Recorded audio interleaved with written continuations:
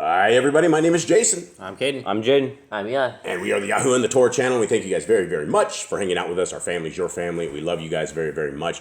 We are reading through some very exciting readings right now. And we are the family who believes that the laws, statutes, and commandments of Genesis, Exodus, Leviticus, Numbers, and Deuteronomy are good for all time. We believe that everything good in life comes from them. And we believe that everything that we should be doing is based upon them. And when I say it comes from them, it comes from our Creator. But our Creator gave us a way of life and a set of doctrine that if we keep them, we are called the children of the Most High. If we don't keep them, we are called the children of Hasatan. And so there's no ifs, ands, or buts. There's no shifting to the left. There's no shifting to the right. It's a straightforward. And that's what the Torah actually means. It means the way forward. And so here we are, and we are reading some amazing stuff. How you doing, gentlemen? Good. Everyone alive? Yep. Okay, chapter 8. We're going to hear some stuff we've never, ever heard before.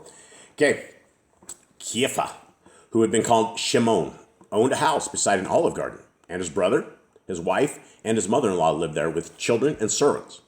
These did not welcome YHWH. While Kepha's mother-in-law kept to her bed, for she was down with fever, YHWH, finding her in this condition, sat down beside her and taking her hand, stroked it, so she soon slept.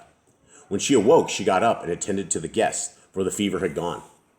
The brother of Kepha said to YHWH, "This place already supports sufficient priests and expounders of religion, and you bring others with you to swell their numbers. How will you all live?" YHWH said, "I will tell you a parable. An inconsiderate man once owned a cat, which he sometimes neglected to feed. One day he came home with a dog found wandering and lost. The cat said to the dog, 'Now I shall surely starve, for you are much bigger than I, and the food for you will be often forgotten, so you will devour mine.' The dog said, 'This will not be so, for when we are hungry I can bark and whine, which you cannot do. This will show the master we are hungry, and we will both be fed.'" Okay, what do you guys make of this right out of the gate? So it seems like people are crying out, so the more people come, the more cry out for the word. Well, yeah, I mean, what do you guys make of the parable of the cat? I think he likes dogs and cats. He likes dogs and cats. Anyone else have anything? Kate, do you have anything? That the dog can get food, right? The dog can get food when he's hungry, and What did that have to do with the brothers or the family of Kepha talking to YHWH and says, "This place already supports sufficient priests and expounders of religion, and you bring others with you to swell their numbers. How will you all live?" The question was answered in the parable of the cat, right? So how is it that what's his answer, boys? Eli? That he can bark and whine, and that they will both be fed. Yeah, that there is food for everybody who's willing to eat the food, and you may not all get it the exact same way, but he's basically saying there's room enough for all of this that Kepha had a big house. Kepha had a big house. Yeah, a big house. Sounds like he had servants. He sounds like he's rich. Okay, 4. Later, while they were dining, YHWH said, "Men say I am the scourge of the Perishim, but this is untrue. For many of these are godly men whom it would be unworthy to lash with the tongue. It is not painted Perishim, the hypocrites pretending to be what they are not, whom I criticize." Okay, so this gives us a little bit more detail into who he was fighting, right? Because we always thought it was all of the Pharisees, right? All the Pharisees were, if you're a Pharisee, obviously you're into something bad. You're the one that killed the Messiah. But now we have it that he's talking about the Perishim, and he says there's many godly men within the Perishim, right? And he says it's very clear. He says it's unworthy to lash with the tongue. These are things that we're starting to learn how judgment is going to come. We're starting to learn what we're going to end up hearing things about. How are we going to get judged? What will we be judged upon, right? And right here, these people that were trying, even though they were Pharisees, and in this day and age that we are in, nobody likes the Pharisees because we know they killed the Messiah. But this is very, it's clear that not everybody that's in the Pharisaical world was bad, and Messiah isn't going to beat people for trying, right? So 5. There are those who carry their goodness on their shoulders for all to see. Those who say, Tell me my duty, and I will do it. And he's talking about the Pharisees right here. Show me my obligations, and I will carry them out. Those who bow to the ground so their eyes may not look on passing women. Those who trip over their feet with excessive humility. And those who do good out of fear. I bring their faults into the light of day, so that they may benefit from their own shame. Okay, right? And so he's talking about, people that are the Pharisees that are, when you carry your goodness on your shoulders for all to see. The Messiah's talked about this a lot. He's talked about, people in the marketplaces, with the Pharisees, with their long tzitzits that touch the ground, and, they're always praying so that everybody hears them, things of that nature. Messiah's talking about how he's getting people to get to understanding. And, when you benefit from your own shame, if you benefit correctly, you're going to change your ways. Okay, 6. The brother of Kepha said, Master, we are respectable people and live among our own kind. For a man who works among goats always carries some of their smell. Why do you associate with wrongdoers? All right, and I will take that to you guys reek when you come back in from the chicken house or the cow house. The other day, one of you came in and you reeked. I think it was Eli. He got kicked out of cage room. He got kicked out of the living room. Everyone's like, man, you reek. Get out of here. And it was simply because he clinged. What was it? What did you cling, Eli? The chicken coop. It was a chicken coop, and somehow you ended up smelling like the chicken coop. So what is this guy talking about? In the goats always... Basically, he's saying that you're hanging out with sinners, right? You're hanging out with people. How is it not affecting you? How is it not changing who you are? Yeah. And then YHWH said, I prefer the wrongdoer who is aware of his deficiencies to the good man who is overly aware of his goodness.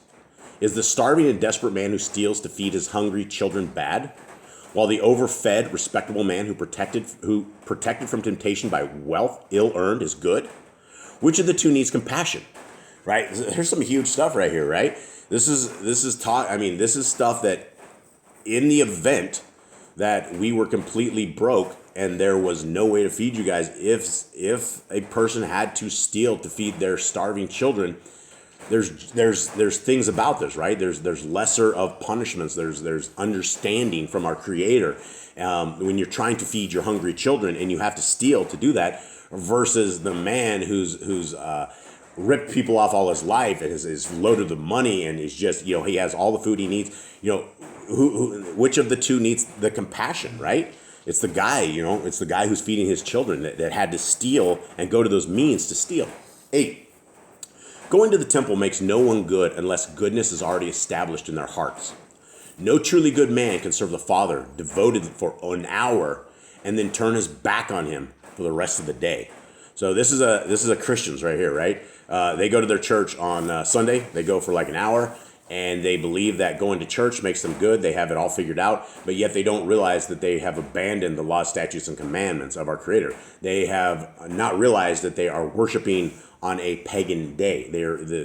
Everything about that is completely wrong. And if you think you're going to go to a church for 1 hour and goodness is going to come, that's not it. And Messiah clearly says that people serving for an hour and then turn their back on our Creator for the rest of the day or the rest of the week, right? The Christians Sunday's the only day the Christians dress up, look good.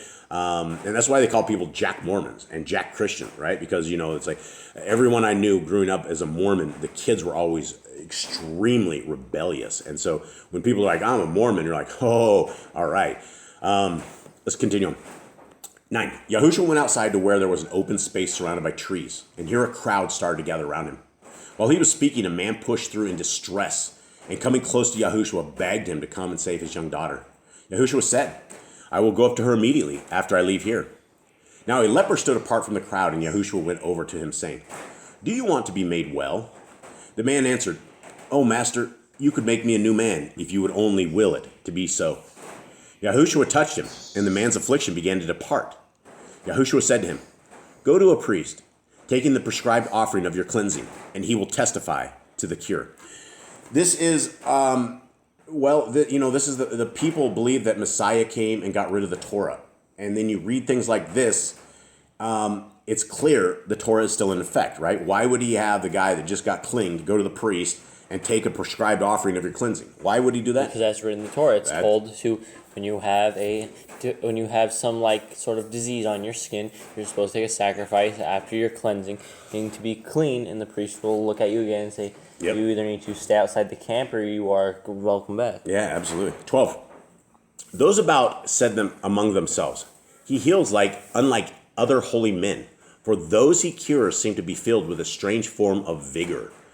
Very interesting. The ones he cures seem to be filled with a strange form of vigor. So like the people he heals are different. There's something different about them. And Yahushua went back into the gathering. A centurion went up to him and said, I have heard of your powers from many people, and my son is at home and in great pain. Will you kindly heal him? And for this I will be forever grateful. Yahushua said, I will come and heal him. But the centurion replied, my house is a very humble place and hardly fit for you to enter. Just command it, and I know the boy will be cured, for I trust you. I who give and take orders know the power of command. That's amazing. That is. So I think there's two different centurions here. Yeah, there's. I don't think it ever mentions that, because I think it's always just the girl, and the girl's like, "Hey, no, my girl will be fine. Just say it, and it'll be fine." I think we had the centurion. I think we had this one. Two different ones. I think they're always like mentioned as one. I don't know if they were mentioned in the same spot. I don't remember the boy. I remember the girl. Yeah, I don't know. Well, maybe anyone else? Kate, do you remember it? No, I gotta look at that again. I remember one with a servant. Yeah, I remember the servant. That would be this guy. But I remember this guy. I remember this story, right? Because this guy says, "I have people under me. They do what I say." Yeah. And this was a little bit different because you get an understanding. I who give and take orders know the power of command, and he understands the power of Messiah, and that if Messiah commanded it, it would be done. Amazing. Okay, Yahushua was surprised to hear these words. What words? What did I miss here? The centurion. Yeah, the centurion. I will come and heal him. Yahushua was surprised to hear these words, and turning to those who followed him said, nowhere in the land have I seen faith such as this. Believe me, many will come from the east and west, thinking to sit among our forefathers in the kingdom of the Ruach. But many who are heirs to this kingdom have forfeited their heritage, will be found outside the gates, and there will be weeping and wailing. Okay, there's a lot to take from this one thing right here. One thing I thought was very interesting is that we don't know exactly what the kingdom is going to be like. We can get glimpses of it that we actually sleep. And there's glimpses of it that we eat, right? And again, we have clear things that, there's sitting and there's eating and there's hanging out with our forefathers, right? And that's the big thing. Many will be sitting there thinking that, we're going to hang with Moshe. And I don't think I would ever be able to be in the same room as Moshe. I don't find any kind of holiness within us that Moshe had. But I find it interesting also that we'll be hanging out, or potentially could hang out with the forefathers, right? And do you think there'll be celebrities in the kingdom? Maybe. You think? I mean, everybody will kind of be flocking them, right? I mean, who would you go see first? Moses, Noah, or Enoch? Who boys? Who out of those three? The first ones, if you had a chance to go see one of those three and sit with them and talk to them, who would you want to go talk with? Probably Moses. I'd do Enoch. Enoch saw it all. Enoch saw everything. All right, let's continue. Then Yahushua said to the centurion, go home, my friend. Because of your faith, I will not disappoint you. Then Yahushua gave the centurion a piece of metal, saying, place this beside the boy. And from that time, the boy began to recover. This is a little bit different than the other story we have. There's two things so far. This is a little difference, right? Number one, we've never heard anything about the metal, and this is in the stories that we have in scriptures. No, it's just immediately. Yeah, he's immediately healed, right? The guy makes it home. Isn't this the guy that makes it home? And when he makes it home, his kid was healed, and he asked everybody at what time was this kid healed, and it was the same time that Messiah said this. So, more stuff to consider. 17. In the crowd which pressed around Yahushua was a woman who had suffered from bleeding for 12 years, whom no one had been able to cure. Coming up behind Yahushua, she prayed silently to herself and touched him on the back. At once the woman began to feel comfortable and relieved. But Yahushua knew the healing power had been drawn from him in an unexpected outsurge.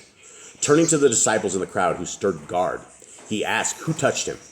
Kepha, who was there, said, how can we know? The crowd presses so we can hardly control them. The woman, hearing this and fearful for what she had done, came forward and fell on her knees before Yahushua, confessing her guilt. He raised her up gently, saying, my daughter, it is not the power in me alone, but your faith has opened a door whereby it poured out to effect a cure. Be at peace in your heart, for the complaint will trouble you no more. Amazing. Okay, 20. After this, Yahushua needed a rest, and while doing so, a servant came bearing a message to the man whose daughter had been ill. telling him she had died. YHWH, overhearing what was said, called the man to him and said, "Do not upset yourself. Just trust in me and wait a while, and we will go together." YHWH then bid the crowd remain where it was, and went with the father and his servant, accompanied by 3 disciples. When they arrived at the man's house, mourners had already started the wailing of the laments, and YHWH rebuked them for making such a noise when the girl was only sleeping, for he had sent his Ruach before him. The mourners said, "What kind of fool is this?" Ordering them outside, YHWH, accompanied by the parents and 2 disciples, entering the room where the child was laying, taking her hands, YHWH said, "Wake up, my little one." And after a while, she gave a great breath. Later, opening her eyes, she smiled and soon got up. The parents were overcome, but when they recovered, YHWH told them to keep their own counsel and attend to the child. When they had left, Jacob, one of the disciples, asked, "Why are some brought back to life and others not?" YHWH answered, this is very amazing. "Did I not say this one only slept?" Listen, guys. There is a time appointed for dying, and the Ruach of men keep their appointments. I work with the Torah of life, not against it. When they arrived back at the place where the crowd was gathered, there was a man lying in their midst with a greatly swollen leg, which had crippled him for many years. He said to YHWH, "Master, I have been a sinful man and have been punished."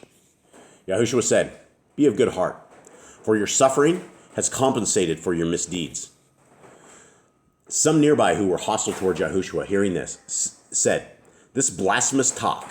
Overhearing what was said, YHWH turned to them and replied, "Talk such as this is cheap and serves no end. It takes more than a wagging tongue to effect cures." Then YHWH said to the man on the ground, "Arise and go your way." Thereupon he got up and walked, the people being amazed and giving thanks that such powers could be manifested among them. Okay, that is the end of that today. This is 8a is what we have. And guys, what do you guys think? It was good. A lot of healing, a little more depth into his healing that he did, his little miracles. Mm-hmm. YHWH can send his I guess it's his ruach. I don't know if he can you see through his ruach, but he's able to send his ruach to the girl already started the healing process. So I don't know if it took time to heal her. I think that people who are bestowed with the Ruach HaKodesh are able to wield the Ruach HaKodesh, and Messiah, being the master that he was, knew how to wield this thing and was probably gaining a tremendous amount of power. And so, I believe that the Ruach HaKodesh, I believe the spirit of our Creator is around us, like in the air that we breathe, in the vision that we see, in every living thing that is around us.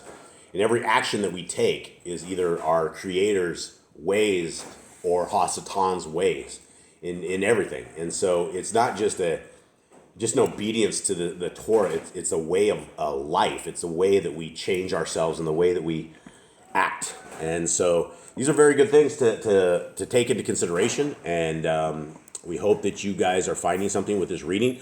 Again, thanks to Adam from the Parable of the Vineyard for allowing us to read this text, totally giving this to us. He has a hard copy book of this. And I will get a link in the next couple sections, because I think this is a book that everybody should have on their shelves. And so I will get a link that, and if you guys have something of this sort, I will get this to you guys. And after that, I guess we will say goodbye. All right. Shalom. Shalom.